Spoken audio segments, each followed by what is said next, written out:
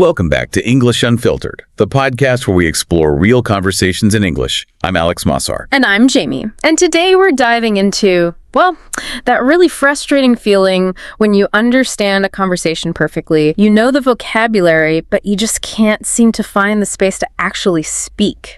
Right, yeah. And before you know it, the opportunity just completely vanishes. Exactly. It's probably the most common trap for learners. You sit there, analyzing what you missed, assuming you just need to memorize more words. Oh, for sure. You think, oh, my vocabulary just isn't good enough yet. Right, but think about it. If you understood the joke or like the argument being made, your vocabulary is completely fine. Exactly. What you're actually struggling with is conversational timing. Conversational timing. So, if I know the words, why am I physically stuck? Like, am I just being, too polite? Well, a lot of it comes down to how we're taught, right? Learners are typically taught that conversations are sequential. Yeah, like I speak, then you listen, and then you speak. Yeah. Very orderly. Exactly. That's the classroom model. It treats conversation like a polite game of chess. Ah, chess. You make your move, and then you wait patiently for your opponent. Right, but native spontaneous speech isn't chess at all. It's more like double Dutch jump rope. Wait, double Dutch?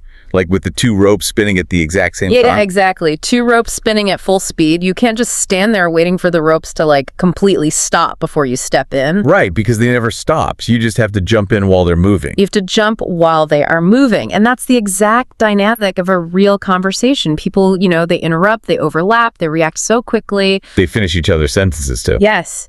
And that word overlap, it just means starting to speak before the other person has even finished their thought. Which, I get the jump rope visual, but frankly, that sounds terrifying. Oh, totally terrifying for a learner. Because if I just jump in without, mentally translating my sentence first, I'm going to trip on the ropes and make a total fool of myself. Isn't waiting the smart move? It feels smart, yeah. But it's the precise reason you keep missing the window. What you're experiencing there is something called hesitation timing. Hesitation timing? What does that actually mean? So it means you're waiting to build the flawless, grammatically perfect sentence in your head before you vocalize a single sound. Oh, wow.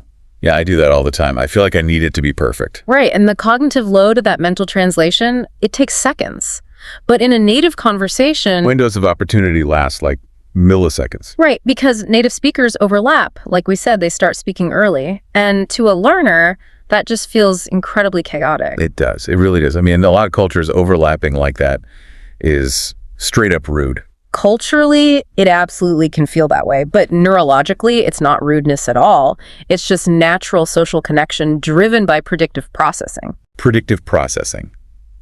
So their brains are basically guessing what I'm going to say. Exactly. Native speakers' brains are constantly predicting the end of your sentence before you finish it. That's what allows them to seamlessly overlap and, keep the momentum going. So they aren't building perfect sentences in their heads either, are they? Not at all. They're just reacting to the rhythm and the emotion in real time. They aren't thinking about grammar. That is wild. So by the time I've carefully constructed my perfect continuous sentence, their brains have used that predictive processing to move 3 topics ahead. Yeah, pretty much. And that triggers this really vicious psychological cycle. Oh, the pressure trap. Right, because you missed the jump, right. And then the internal pressure builds. You start thinking, oh no, I've been quiet too long. Yeah, and then you think, well, now it's awkward to bring up that old topic. Exactly. And that anxiety increases your cognitive load even further, making it literally harder for your brain to process the next jump. Okay, so how do you actually step into the double Dutch ropes without completely face planting?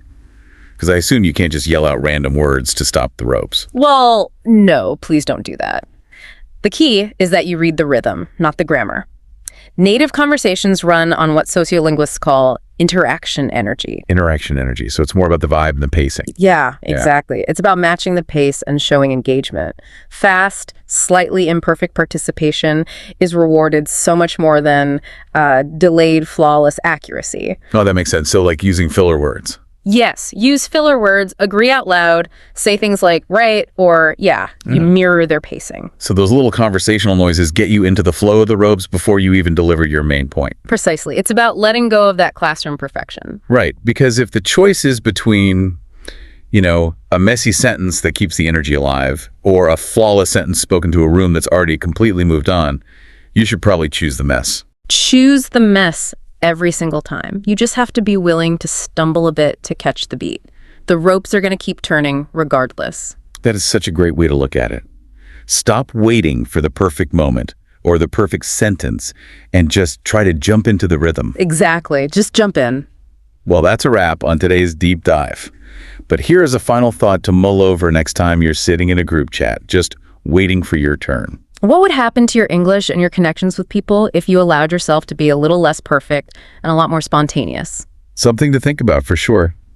Thanks for joining us, and we'll catch you on the next episode of English Unfiltered.